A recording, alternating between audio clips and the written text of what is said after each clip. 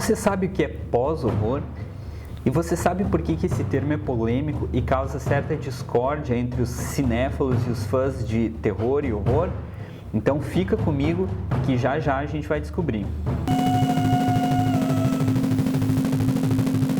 Fala pessoal, meu nome é Daniel Gruber, eu sou escritor e hoje eu vim aqui para falar com você sobre um tema que eu gosto muito, que é terror. Só que eu vou falar sobre esse termo polêmico que causa uma certa discórdia entre os fãs do gênero, que é o pós-horror. Será que existe um pós-horror? O termo pós-horror, ele surgiu a partir de um artigo do jornalista Steve Rose para o jornal britânico The Guardian em julho de 2017. O artigo, intitulado Como os filmes de pós-horror estão mudando o cinema, ele refletia basicamente sobre uma onda de filmes de horror independentes e autorais que estavam sendo lançados durante aquele período, para refletir um pouco sobre características novas que estavam aparecendo nesses filmes e que supostamente diferenciavam dos filmes de horror convencionais, né? O artigo era originalmente uma resenha do filme It Comes at Night, né, que no Brasil recebeu o nome de Ao Cair da Noite, e que foi dirigido pelo Trey Edward Shults e que era produzido pela A24, né, ou A24, que foi responsável ali por uma nova safra de filmes de horror, né? Entre eles A Bruxa, de 2015, dirigida pelo Robert Eggers, O Hereditário, dirigido pelo Ari Aster, né? E que depois esses diretores também vão dirigir o Farol e o Midsommar. Naquela época também estava surgindo o Corra, né, do diretor Jordan Peele, e todos esses filmes eles tinham algumas características que diferenciavam dos filmes de horror convencionais, né, que a gente chama de filmes mainstream. Esses filmes que foram analisados nesse artigo do Rose, eles eram ditos mais sofisticados, né? Por quê? Porque não teriam uma boa recepção ao público tradicional do filme de horror, né? Inclusive tem muita gente que assistiu esses filmes e diz: isso não é horror, eu não fiquei com medo, né? Apareceu muito disso. Até hoje, filmes como, por exemplo, A Bruxa, que foi muito emblemático, né? Justamente porque foi um divisor de água. Ele tem os fãs que amam, né, que veneram o filme, e tem aqueles que detestaram, que disseram: isso não é um filme de horror, eu não senti medo, não tem nada a ver, é uma chatice, é só drama, né? Então, esses filmes realmente eles dividiram o público dos filmes de horror que estavam acostumados com filmes mais tradicionais, né? Aí a gente, sei lá, pode citar a franquia Invocação do Mal, né? Que é um horror mainstream, né? Com todos aqueles elementos que se espera do gênero, né? Quais são esses elementos? Quais os elementos que se espera do gênero horror e quais os elementos que supostamente o pós-horror tinha de diferente, né? É isso que nós vamos analisar nesse artigo do Rose. Ele elencava elementos, né, que criavam uma expectativa de que se estava assistindo um filme de horror, né? Falando aqui do Ao Cair da Noite especificamente, que é um filme, não sei se vocês já assistiram, que se passa num cenário pós-apocalíptico, né? Então dá a entender que tem uma epidemia de alguma doença que torna as pessoas meio zumbis, assim, né, meio mortos-vivos. Só que ele é todo mostrado do ponto de vista de uma família isolada numa casa, né? Então a gente não vê essa ameaça surgindo em volta, a gente só sabe que eles estão ali isolados e tentando fugir dessa doença, né, misteriosa, e tentando sobreviver nesse cenário pós-apocalíptico. E o que acontece é que o filme, apesar de ter um cenário, né, típico do horror, né, ele, na verdade, o que ele vai mostrar é o drama dessa família, né? Ele não vai mostrar exatamente o mundo pós-apocalíptico, a ameaça zumbi, nem nada, né? Ele vai mostrar o drama daquela família. Só que o filme, quando a gente olha o trailer, quando a gente vê o título, né? Isso o Rose fala no artigo dele, ele dá a entender que nós estamos diante de um filme de horror tradicional. Ou seja, os elementos que levariam qualquer um a pensar que se tratasse de um filme de terror. No entanto, Ao Cair da Noite se desenvolve quase inteiramente em torno do drama psicológico, né, dessa família isolada, né? Isso que o Rose vai falar. E os motivos do apocalipse são simplesmente ignorados pelo enredo, né?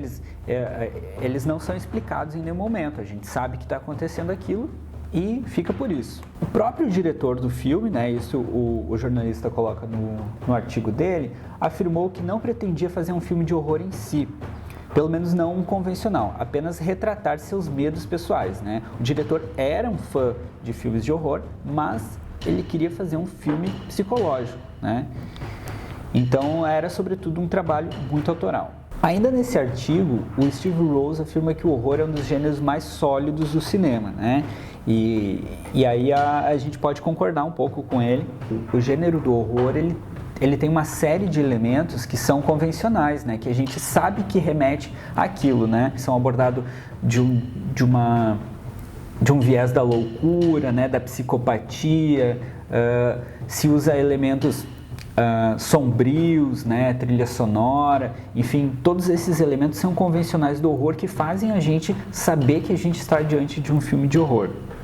Então, o Rose afirma que é um gênero muito sólido, que possui suas regras e convenções fixadas ao longo dos anos e que o público desse gênero gosta de conhecer e ter domínio sobre essas regras, né? E sempre ter certeza do que vai encontrar e ir assistir um filme de horror, né? Aí ele já está sendo um pouco generalista, né? Porque, em primeiro lugar, os fãs de horror não são todos iguais, né? Então, tem, claro, uma grande parcela dos fãs de horror que vão querer suprir essas necessidades desses elementos, né, que vão no cinema esperando encontrar isso, e tem uma outra parcela que é aqueles que gostam de ser surpreendidos, né, pelos filmes de horror, né?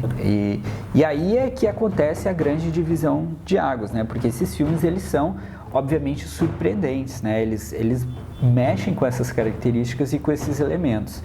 Então, para os fãs do pós-horror, argumenta o Rose, o medo vem de não saber de onde o horror pode surgir, o que é verdade, né? Que é o caso do próprio Ao Cair da Noite, em que a tensão entre as duas famílias fica em primeiro plano e as ameaças do mundo apocalíptico são um plano de fundo, né? Muitos desses filmes de horror recentes adotam essa fórmula, apresentam uma premissa clássica de monstro, de sobrenatural ou de perigo como cenário, mas exploram o medo proveniente da própria interação entre os seres humanos, né? E aí surge que a gente fala de horror humano, né? Quando o medo vem não da criatura sobrenatural, mas da outra pessoa, né? E a gente pode ver que nesses filmes recentes, como A Bruxa, Hereditário, Ao Cair da Noite, Corrente do Mal também foi um filme que entrou nessa linha, o Babadook, todos esses filmes eles têm como elemento o drama psicológico, né? Então ele tem os elementos de horror como pano de fundo, né? Existe a presença ou do sobrenatural ou de uma força maléfica agindo ali, mas na verdade tudo isso é um grande plano de fundo para falar sobre os dramas humanos, né? Ou sobre questões políticas, como por exemplo no Corra, né, do Jordan Peele, e no filme que ele fez, que trata de questões sociais bastante prementes, né?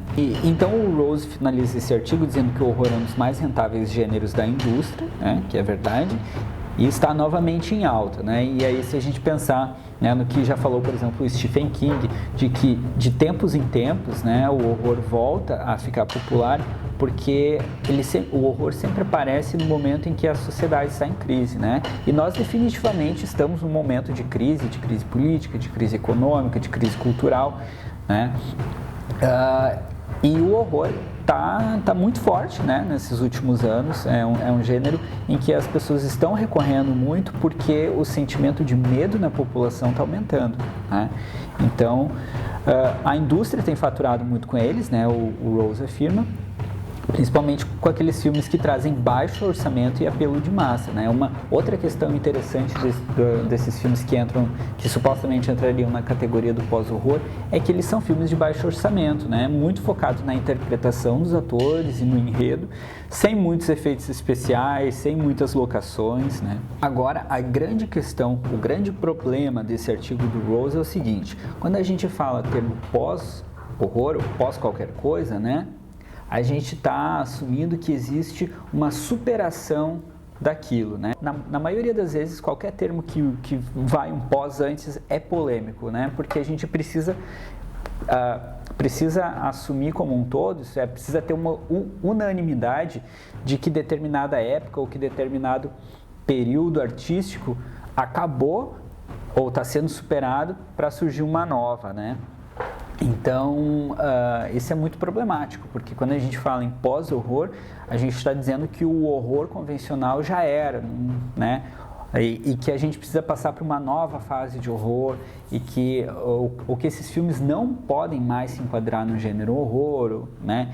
Então, ele causa uma série de problemas conceituais, né, ao horror quando a gente fala isso. E aí é que os fãs, os cinéfilos e os fãs de horror ficam perturbados, né? E começam a dizer, não, isso é uma babaquice, isso não existe. Claro, por quê? Porque ninguém aqui vai admitir que o horror acabou, que o horror está sendo superado. A exemplo da franquia Invocação do Mal, que está chegando agora o terceiro filme, que tem milhares, milhões de fãs no mundo todo, né? Mas claro que sempre vai haver, assim como existe as obras que cumprem exatamente com os preceitos do seu gênero, né? Que vão entregar ao público aquilo que eles querem ver, também vão haver sempre as obras mais autorais, né? Mais alternativas, que vão retrabalhar esses elementos de outras formas, né? Será que esses filmes não são mais filmes de horror? Eles superaram os filmes de horror? Essa é que é a questão, né?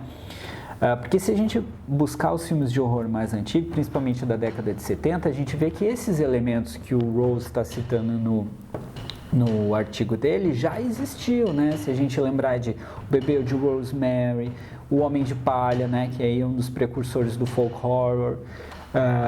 Se a gente lembrar de Carrie, né? Baseado na obra do Stephen King, mas aquela filmagem de 1976. Se a gente se lembrar do próprio Exorcista, né? Que é um filme que, apesar de ter muitas cenas de pavor, também é um filme que se constrói lentamente a partir da atmosfera, né? A partir do suspense, do drama entre aquela mãe e aquela menina. O horror não chegou ao fim e não está superado, então não existe um pós, né? Agora, tem outra questão, existe de fato um movimento que está trazendo de volta esse horror psicológico e esse horror autoral, né? Então, a gente reconhece que existe uma nova safra de filmes nesse estilo. E é por isso que talvez o termo pegou, né? Porque na falta de um termo melhor, as pessoas acabam identificando e conseguem categorizar esses filmes que surgiram recentemente, né? Então, de certa forma, existe ali não é exatamente um subgênero, mas existe ali uma nova escola do horror, né? Mesmo que seja retomando ao que já era feito antigamente. Outra questão também que é bastante polêmica é essa visão elitista do horror, né? Como se o horror tradicional ele não pudesse ser um filme elevado, né? No artigo do Rose, o que fica subentendido, né, o que fica no subtexto é o seguinte: o horror é um gênero sólido, lucrativo, né, e portanto é um gênero de puro entretenimento, mas esses filmes que ele está mostrando aqui, não. Esses filmes eles são inteligentes, eles são sofisticados, eles trabalham com temas elevados, então eles não podem ser considerados horror, pelo menos não horror tradicional. E aí ele cunha esse termo, pós-horror, né, para criar essa diferenciação, como se esses filmes não pudessem se misturar com os outros, né? E esse é um dos problemas desse termo que ele criou, porque cria uma certa elitização, né? Como se o horror não pudesse nem ser elevado e nem ser tradicional. Então é isso, e a partir desses conceitos que eu trouxe para vocês podem chegar à conclusão de vocês. Será que existe mesmo um pós-horror? Ou será que existe um movimento no cinema recente de horror, mas a gente não pode chamar isso de pós, né? que nome que a gente pode dar a esse movimento? Então, essas questões ficam abertas aí para vocês responderem. Podem responder aqui nos comentários, a gente pode continuar a conversa num outro vídeo. Então, muito obrigado para quem ficou até aqui.